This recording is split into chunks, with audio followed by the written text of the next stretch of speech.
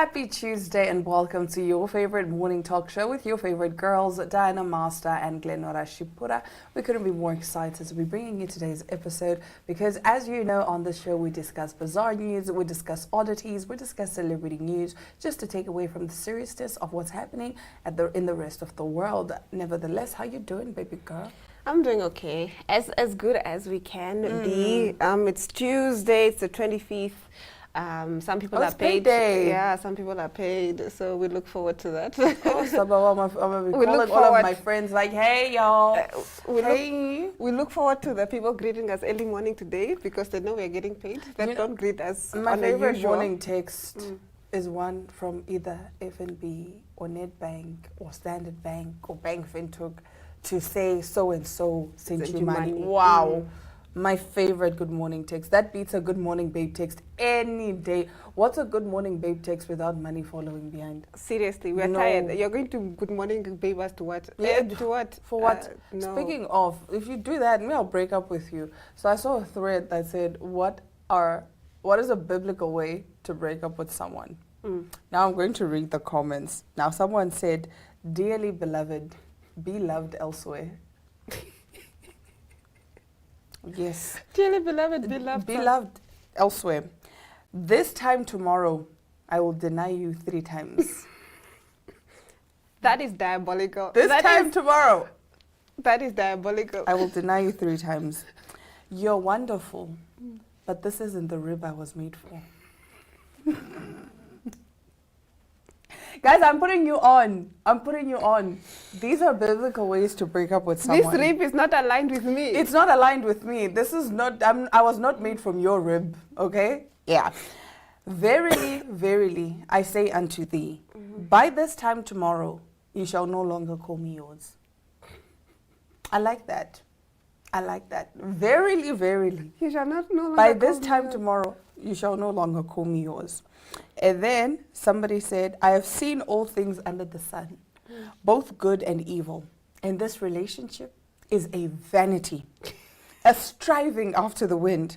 Thus I say unto you, only the foolish would endure in such folly. This is Ecclesiastes 102, verse 21. Yo. Even had to bring out the Bible verse. He was like, I have to live. He said the book, the verse, the chapter. Alice, go forth and multiply without me. I thank you. You can actually go and have that is when you are saying, nee, be well. Be well. Go forth and multiply. I don't care how. There's a quote that somebody said, nee, come on, you guys think that we want you when you get money. We didn't like you when you didn't have money. We won't like you when you're a millionaire. Exactly. So please, leave us alone. Leave us alone. It's fine. We don't want you. We don't want you, period. And that's period. the thing. It doesn't matter whether you go make money, you what. We don't care. We were having this discussion in the family group call because my younger sister was like, no, man, guys. Like a relationship with someone forever. No, man. Like, right? And then my mom said, no, but then, relationships are nice. And then she says, the thought of a man just holding my hand in public. Oh, that's damaging to the brand. I'm a thug. The streets can't know that I like my hand held. I hold my hand in private, not in public. Exactly. It's such a shame being in a relationship sometimes. Like, oh my God. So now people know I'm a softie. People know I'm dizzy. And what I do when I'm dizzy is detrimental to the brand, guys. Oh. Yo. When the dizzy girls are up, when gone girls are up. You know what I've been doing this stuck. year? You know what I've been doing this year? If somebody's son is making me smile at my phone, block immediately. Block them. What am I doing? Smiling at my phone. People are like asking who's making you smile. Block that person. Follow us for more relationship advice. If a man has you smiling at your phone, block him immediately. I'm not about to be dizzy in 2025 with this economy. Oh. I'm adding a man to it. I saw a post that said if you can afford to live by yourself in this economy, please don't invite a man into your house. The homeless kings are up and they're stuck, I said. No, for real. Even the non-homeless kings, they'll come there and just mess you up. Speaking of, I even saw another post that said how to move in with your girlfriend without her knowing. that you've moved in.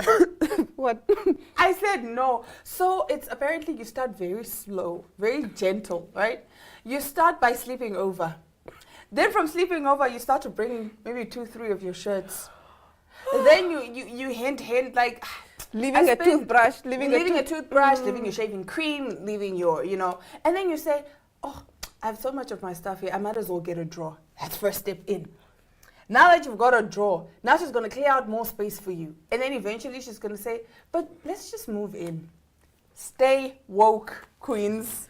Stay woke. Guys, like I said, not in this economy, my dear. Maybe 2026 we can try again, but 2025, no. Remember when we all ate grapes under the table? Now look now. Look at us now. Look at us now. We'll try again next year. Maybe we ate the grapes wrong. Yeah, I think so.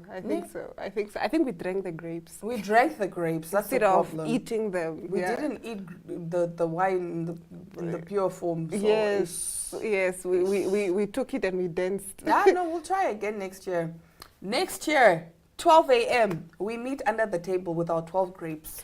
But actually, I think we need to also, what is the word? Actually, you was talking about this. Like, you need to define what you want in a person. Yes. Like, everything from the physical appearance. I didn't say physical appearance. Okay, who was it? I don't know who it was that we're having this conversation about. Because the problem with physical appearance is it changes. Mm-hmm. So it. But can I meet you at the physical appearance that I want? Well, and then it can change. And then it can change. I mean, it's good, but the problem with physical appearance is a lot of the times people tend to focus on that more than they focus on the character of the person. Oh. So instead of wanting a kind man, you're just thinking he must be 6 foot, he must be tall, dark, and handsome. No, my sister. Now you're getting your heart broken. No. Mm-hmm. But anyway, before we get carried away, let's take a quick ad break and get into our top stories right after this. Life is unpredictable and one needs to be protected against any eventuality. Get Santam legal access from as little as 50 Namibian dollars a month for when you find yourself in need of legal representation due to civil cases, criminal prosecution, and family matters such as divorce, child maintenance, and custody. It also covers labor disputes, disciplinary hearings, and unfair dismissal or retrenchment. With Santam Legal Access, you'll receive free legal advice on almost every legal aspect, whether the specific matter is covered by your policy or not. For true peace of mind and legal protection when you need it most, call us on 061 292 8000. Santam. This is freedom.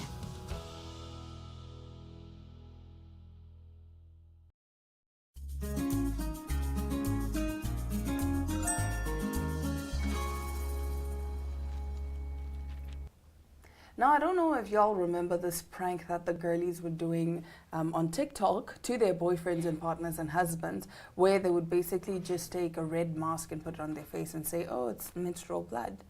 But now, it's not a prank anymore. Beauty influencers are encouraging skincare enthusiasts to save their menstrual blood for a bizarre purpose. Forget cramps, cranky moods, and a craving for chocolate. Now periods can mean acquiring a crazy glow for your skin. That is, if you're willing to participate in the growing DIY skincare trend of menstrual masking. The social media-driven fad involves applying one's own menstrual blood to the skin, typically the face, for a couple of minutes before washing it off. Being that the practice is unregulated and has not yet been extensively tested with clinical research, there are no universal guidelines for how much blood to use or the length of time to leave it on. Menstrual masking advocates point out that period blood contains stem cells, cytokines and proteins, all of which they argue can revive the skin and give it that extra glow.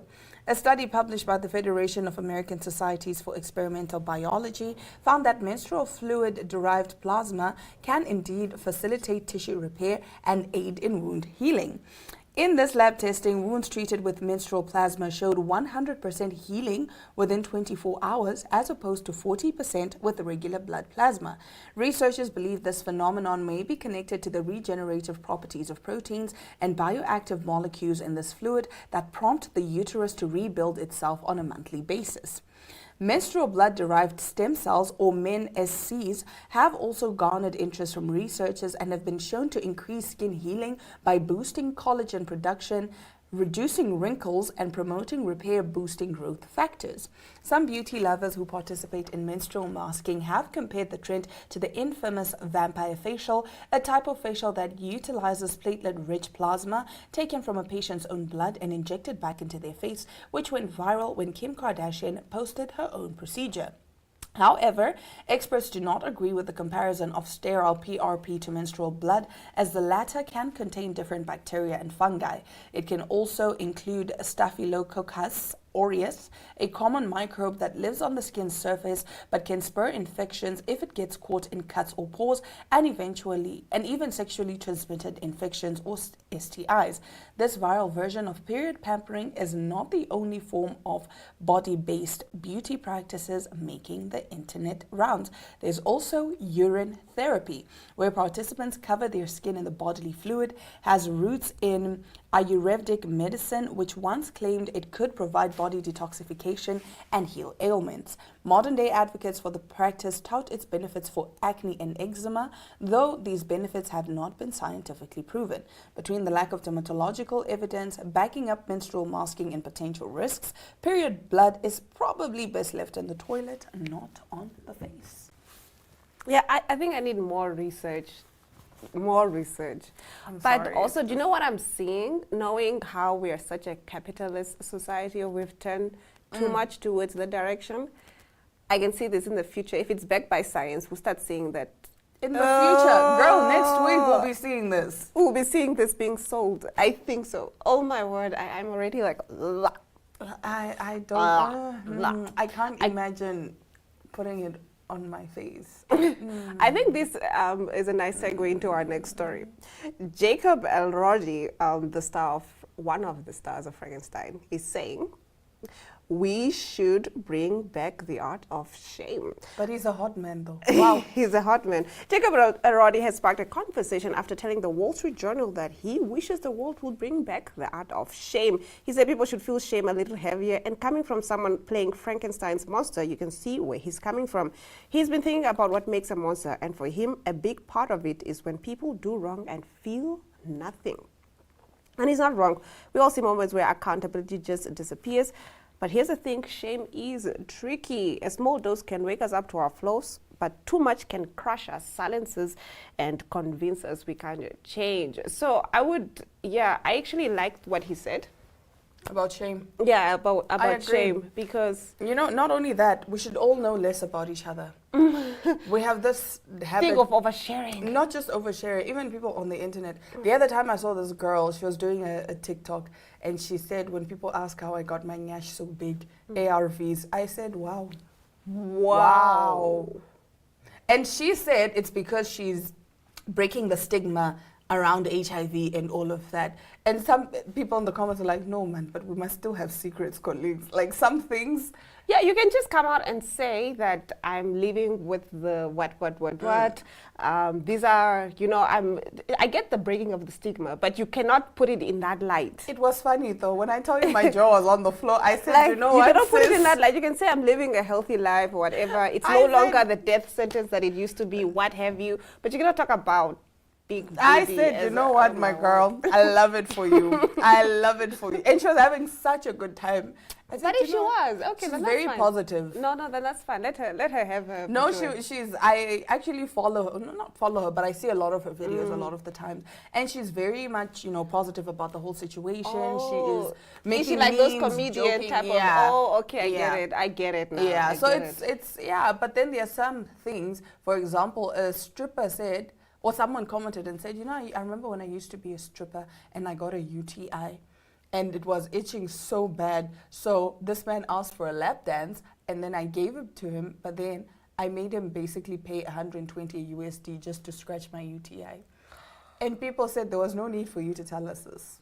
There was absolutely no need. I went on the internet and I got extra information that I did not need. You did not sign up for... I did not sign up for this. Someone commented and said, you know what, it's my fault for having a phone. It's my fault for logging onto Instagram. Not even logging, it's my fault for having a phone.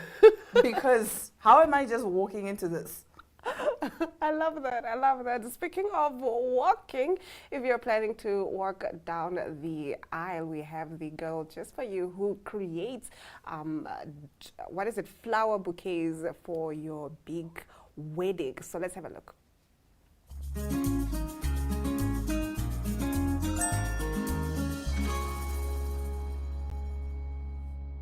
Rolling, then Nora, I definitely feel like a bride holding this bridal bouquet, and I'm joined by the beautiful Lena from Trendy Florist. Hi, how are you doing? I'm well, thank you. How are you? I'm great. I mean, this is so beautiful. Did you do this yourself? Yes, I did it myself this morning actually. This morning? Yes. Wow, wow. Like I said, I feel like I'm a bride. Guys, someone's son, please put a ring on this. Can we talk about your business, Trendy Florals? I hope I'm saying it correct. Yes, you are Trendy Florals. Okay, it's the Trendy Florals, but Nemra doesn't recognize the, so they say Trendy Florals. Yes. Oh, I see. We gotta follow the rules. Yes. Tell me about it. How did you come about creating a flower shop for weddings? Okay, so basically I was a student studying, pursuing my human resource management degree, and I was looking for a job, but then I couldn't find a job. So then I thought to myself, we had a conference at church, the theme was floral. So then I thought to myself, maybe I could create flower crowns to get extra money, because everybody was going crazy looking for flower crowns. So I designed and then I advertised it on my personal social media. Like I was just testing, and people were interested, so everybody started buying the crowns. Until the day of the event, I still had to create crowns. Wow. So that's how it started. And I always say that I started my business with 50 Namibian dollars, and it was the last 50 Namibian dollars that I had. Wow, did you guys hear that? 50 So, yeah. Namibian dollars. You know, sometimes business ideas, you don't need to have like a lavish amount. You know, Yes. you just have to have a great idea, see a need in the community, and, you know, service that need. Yes. What are some of the challenges that you faced, you know, running a business? I know that anybody who goes into the world of business, it's really, really hard. So some of the challenges that you can mention for us, please. Okay, first of all, one thing that I learned during my business career is, as a person, you have to be whole, you have to be in the right mindset, because whatever is going on the inside will reflect in how you treat your clients. Obviously, when I started, I was still an amateur. I didn't know anything about business. I did study business at school, you know, entrepreneurship, had marketing classes, which I'm good at. But are you ready emotionally to deal with people? So for me, that was my biggest challenge, and I really had to work through that, because if I was going through something, it would affect the way I would respond to a client, for example, or I would become emotional when a client says something. Obviously, you won't break down in front of a client, but I'm just like, yeah, I don't feel great right now. Why is this person doing this? And now you take it personal, but it's not personal. Maybe they are also going through something, and they are also just, like they say, we only project, basically. So yeah, I think for me, the hardest thing was to have to always to work on my mindset, work on communication skills, work on how to deal with clients, even though I know that, okay, this client is not right, I'm right in this moment, but how do I deal with that in a professional way and not having to just, because I'm me, you are you, and I'm human, you're not going to treat me the way you want to, but just putting myself back and putting the client first in whatever situation I find myself. I totally agree with that. If you've ever worked in any service industry, be it whether you're a waitress, a bartender, etc., you kind of sort of build a muscle for that, where you don't personalize it, and it's just like this. Probably somebody having a bad day has nothing to do with me, and I have to still be professional. This leads me into my next question: how do you guide brides into choosing the perfect flowers for their special day? I mean, let's say I'm a bride. Amen. Yes, amen. We are manifesting it. Yes. So how would you guide me into choosing the perfect flowers? Okay, so one thing that I realized is most of the brides actually know what they want. So they come to you, I'm looking for this design, this colors. But then sometimes I'm like, that and that won't work together, then I would suggest, okay, what is your theme? Maybe your theme is bohemian. If your theme is bohemian, for example, you can't carry a tulip bouquet. It's not gonna match, because now probably your centerpieces on the table for deco, it's pampas grass, bunny tails, you know, these cannot feature. So then I would suggest, okay, let's rather look at this design. What do you think about this? Then most of them are usually always open to it. For another example that I can give is for northern weddings, the sun is very hot. So when they carry live bouquets for 2 days, it doesn't look the same way as the previous day. So I know that I can make money out of it, but I would rather tell a client, listen, are you planning to carry this for 2 days? If you are, let's rather incorporate folks' roses to it. Because tomorrow your bouquet is going to look ugly. It's going to be yellow, it's going to be wilted because you're carrying it the whole day. So now it's up to the client to say, yes, I would take that, or let me take 2 bouquets, which will be more expensive, but if you go for the option that I'm giving, it would be affordable. So yeah, that's... Speaking of, you did mention that flowers, you know, they have those issues. What are some other concerns that the brides have in terms of flowers? And how do you, you know, advise them or guide them in that regard? I think mostly, most of the issues that clients always have, it just has to do with how long will the flower last me. I mean, you can't carry a bouquet for the whole day and expect it to not it's be... a human thing. Like, I got flowers, and then I got flowers, was it 2 days ago? And I was just like, I love them so much. I want them to last forever. It's just a human thing. But I do get what you're saying. Flowers are not meant to last forever. They're meant to remind us of the beauty in the present moment, but they're not meant to last forever. And yeah, it is a concern. Exactly. So I always tell clients, if you want your flowers to last forever, go for faux, because I don't use any type of artificial flowers. I order them online. Okay, that's why I call it faux, because it's made out of a specific material. Like this is latex. So it gives off a fresh look, but it's not fresh. Even this is latex. Even this? Yeah. I thought this was real, actually. No, I'm not going to lie. And it looks so beautiful. Yes. So, and most of the clients always like, oh no, I love my bouquet. I don't even want, most of the clients don't want to throw the bouquet. They would rather go buy a fresh, random flower in the shop and throw that and keep that as a sentiment. Because I notice now as well, when clients take live bouquets, let's say windows that are happening in Windhoek, they would, there's a new thing where you frame the flowers so that you press it. It's a process, and then they keep it. Oh, that's actually really sweet. I would want to do something like that. So yeah, most clients actually don't want to give away their bridal bouquets because they feel like it's something very special to them. Speaking of bridal bouquets, I love this one. I know you have quite a few around us. Could you tell us one of your memorable bridal bouquets that you did for a client? Why was it special? Why did it mean so much to you? All right. So a friend of when I started off my business, so after I launched pre-launched my floral business, I didn't know it was going to be a floral business, but one day God told me that it's going to be a one-stop shop for all your bridal needs. So, and I was like, that is crazy. I don't believe that. And that's not something that I want to pursue. It was never in my thoughts. But then I realized actually what I'm doing now, it is actually a one-stop shop because I do bridal consultations, you know, event planning and all of that. So my friend challenged me. She was getting married and she was like, can you please do my floral arrangements, my bouquets, everything. I was like, I've never done that before.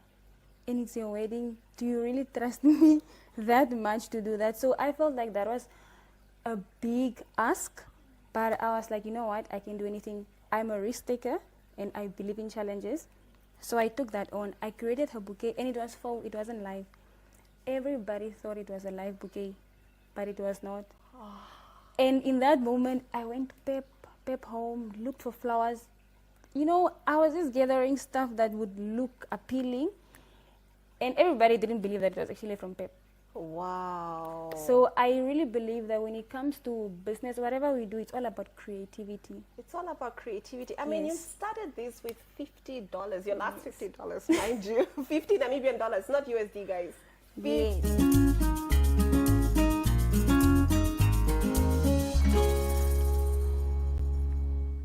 And that's a wrap for today's episode of Smell the Coffee. For me, Diana Master and Glenn Rashipura. We'll catch you guys again tomorrow, same time, same place.